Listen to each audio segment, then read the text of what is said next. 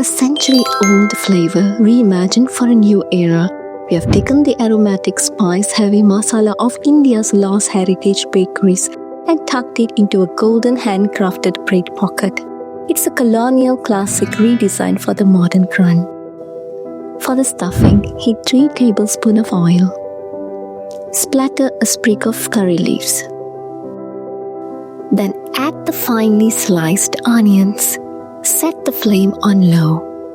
Slow cook the onions to a deep gold. Add in the ginger and garlic. Add some green chilies. Saute until fragrant. For the masala, begin with half teaspoon of turmeric, half teaspoon of crushed black pepper, a teaspoon of chili powder, and half teaspoon of garam masala. Briefly roast these powders for 30 seconds before adding some water for deglazing. Keep the heat low to preserve the oils. Then season it with half teaspoon of salt. Combine thoroughly. Watch for the oil to break. Here's your sign. When the oil starts to separate, the stuffing masala is ready. Remove from heat. For the final cut, add some lime juice to lift the spices. Stir to combine. For step 2, let's make the golden shells.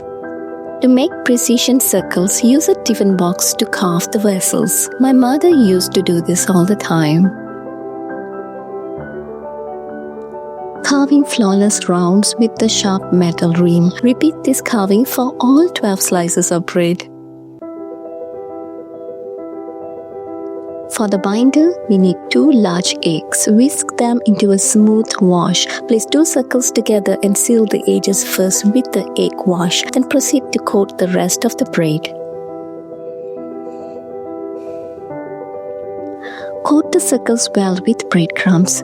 Leave no surface exposed. Set the flame on medium-low and fry those bread pockets to perfection. It takes 2 to 3 minutes to fry a bread pocket.